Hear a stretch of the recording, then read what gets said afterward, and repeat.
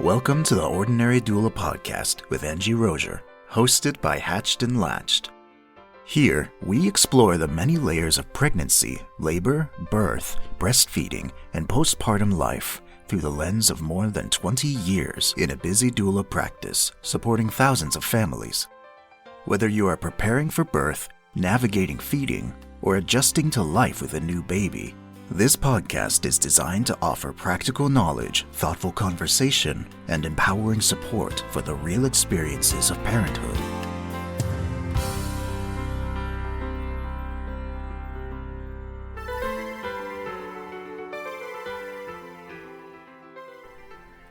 Hello and welcome to the Ordinary Doula podcast. I'm excited to be with you today. My name is Angie Rozier and we're hosted by Hatched and Latched, which is a full-service birth doula, postpartum doula, lactation, birth services, I guess we could call it. Been doing this work for well over 20 years and absolutely love it. I got to go to 3 births last week, which were all awesome and reminded me of why I love this work so much. They all had their own totally different twists and turns. One was a cesarean, one was an epidural, one was totally unmedicated, and they were all totally awesome. And that's what's so cool to me about this journey. I want to chat a little bit today about something kind of interesting to me anyway, hopefully interesting to you. And that is preparing to do big things or hard things. And that, I can't think of anything bigger or harder than childbirth. That's a pretty pivotal experience in most people's lives. And a lot of people are kind of nervous about that. The people that I run into, I guess. I think there are people that look at it with no nervousness, which is awesome, but most people are a little apprehensive about it. And I just want to do some comparison contrast to an analogy to doing other hard things in life. So I left a client's home this week. They had we finished our prenatal visits. They're preparing for labor and birth with our first baby. Kind of nervous, preparing well, took classes, hired a doula, have good family support, partners on board with learning and doing things. So they have a plan in place, but they're still nervous. And I remember leaving and I said to them, I am so excited for you guys. You have such a cool thing ahead for you. Now, from my perspective, I can look back and say that, I have given birth 5 times. It's been quite a while ago at this point, but each of those experiences are hard and awesome. And as I know what is ahead for people, not in great detail, but I know they have an experience ahead of them, I feel a little bit envious. That's a pretty important time of life. And I feel envious that they have this. I'll never get that again the same way, right? I get to do vicariously and witness it, which is an incredible honor, but I don't get to do it.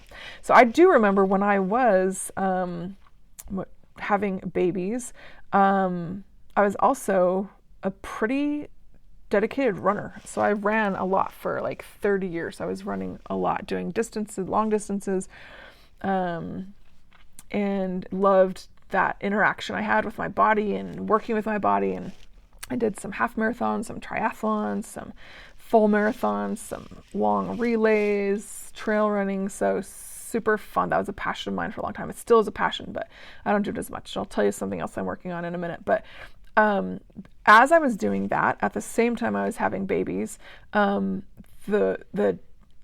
parallels were incredibly similar. So when you're training for an event, it's like a one-day thing, right? I'll just talk about a marathon, for instance. I've run a few marathons, and you don't just get up one day and run a marathon. Well, some people do. Some gifted athletes do that. But most of us can't just hop off the couch and run a marathon. We have to prepare for that. And it's something that takes a while. A lot of times there's a 16-week training program. Now, pregnancy forces a preparation period. We know the end of it is labor and birth. We know it's coming. And that 40 weeks gives us time to make that a reality and to prepare for that. And everybody does that in a different way, but I just hope people prepare. And as I was running and training and, like working with my body, listening to my body. I'm like, oh, it ran too hard this day. Like, oh, these distances are hard. It's hard in the heat. I've got to get up earlier. How you fuel yourself. Maybe I find out, oh, I need to eat earlier in my run, have real food, whatever the details are. And you still don't know how that day of event is going to go, right? When you're training for something, you usually don't do that exact thing until the day of, right? As you prepare for childbirth, you're not going to actually give birth until you give birth. When you train for a marathon, for myself anyway, a lot of people don't run that actual distance until they actually are at that day. They might get close to it in their preparations, training the closer you get, the better, in a lot of cases. And then we have ultras. I love following ultra races too, 100 milers. We've got some 200, 250 milers. That's just a phenomenal feat of humanness that fascinates me.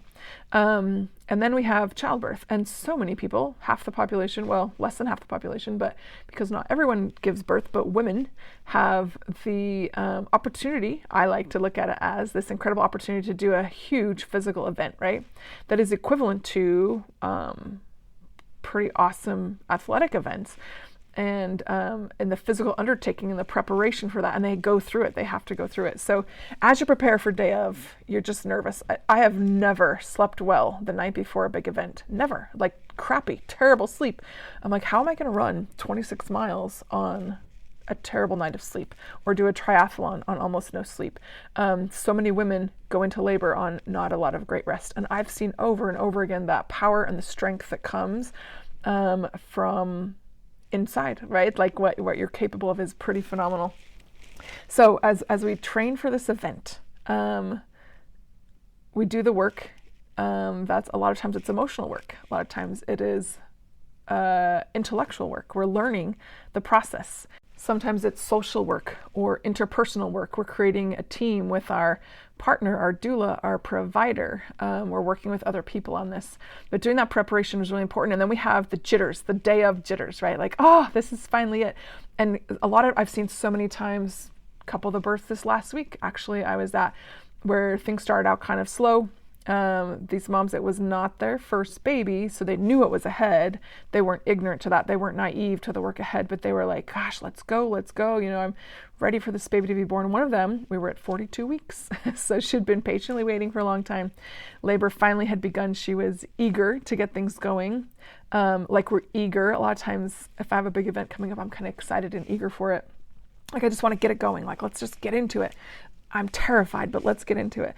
And as I saw with this labor, two of the labors last week, they got into it, and that's big. It's big and can catch you off guard even if you're prepared, which is kind of interesting. So of an event I've been preparing for this year is to walk 50 miles. So I'm turning 50 this year. It's my 50th birthday, and my plan, my goal, and I've kind of had this goal in mind for a few years, is to walk 50 miles on my 50th birthday. Now, I would love to do 100, actually. That would be my fave, is to walk 100 miles. But quite frankly, this year, and probably no year that I'm working and doing all the human things, being a parent and having jobs and running companies and stuff, I haven't had the time to train for a 100-mile walk. I know I could do it, but I just haven't had the time to train. So sad, but I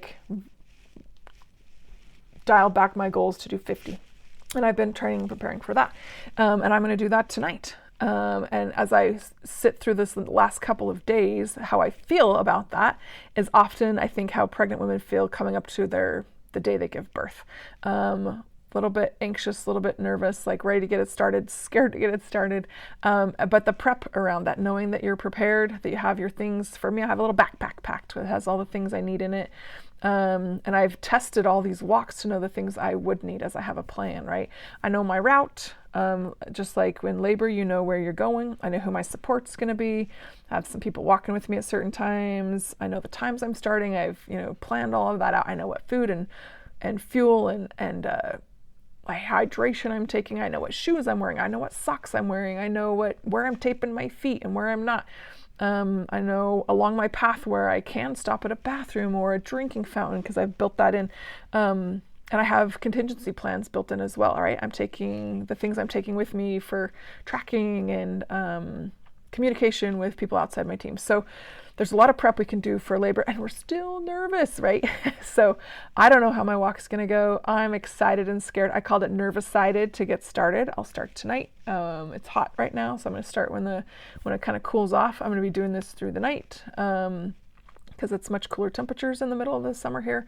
So yeah, it's brought me back to that place of preparing for birth. And as I watch people do that, I can't help but remember how they feel and feel that nervous-sidedness that might be facing them. So wherever you are in your journey, how you're planning and preparing, set your plan in place, set your people in place, set your a contingency plan in place, set what you want. Like I wanted 100 miles, I'm not going to get it. I'm going to do 50, and that's still pretty awesome. I hope, right? I mean, I know it will be. I have a support team in place, and what if, but I'm like, what if my phone battery dies before I'm ready for it to? What if my headphones die? What if my, all kinds of things could go wrong? What if my hair's too wet and my shirt gets too wet because I have a whole hydration. Anyway, plan your birth. Plan your team, set up things, and prepare for that pretty epic, awesome event that you're going to be doing called childbirth, and then see how it goes. Be open, take that excitement, that support that surrounds you, and outcomes. I like to look at outcomes, like no matter what, I'm going to be done with this tomorrow morning. The time, the effort I've put into this all week and planning for a few years, it's going to be done tomorrow. That's kind of sad. And I can go on to a next goal and journey after that. So hopefully you have the support around you that you need. Hopefully you can tap inside and find some of your very own internal strength. What will be your most powerful tool is digging deep inside yourself and finding what you're capable of. That's one of my very favorite things is watching people come into their own power and find out what they're capable of, things they didn't know that they were capable of. I know people are capable of it. Like I've been impressed for years with the human body, mind, heart, spirit, is capable of. It's pretty incredible. And the support that can surround that with partners, with family members, with staff at the hospital. We have incredible nurses that can support you, a great provider. Like that is an important part of your preparation. So make sure all those things are in place. Hydrate well, watch for blister spots. And I wish you the very best in your journey as you prepare for a big, hard thing. I'm never going to say it's not a big, hard thing because it is.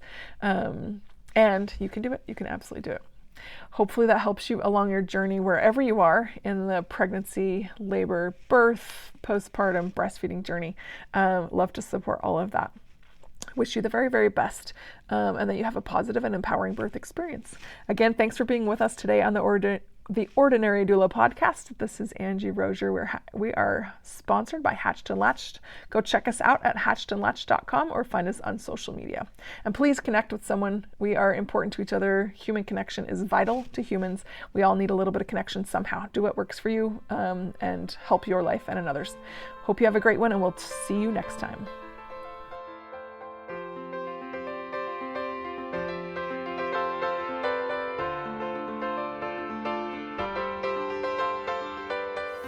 Thank you for listening to the Ordinary Doula podcast with Angie Rozier, hosted by Hatched and Latched. You can find episode credits in the show notes and more information by visiting hatchedandlatched.com. If this podcast has been helpful to you, please leave a rating wherever you listen to your podcasts. Your support helps us continue having thoughtful conversations about birth, breastfeeding, and postpartum life. Be sure to tune in next time as we continue exploring the many experiences, questions, and realities surrounding the journey into parenthood.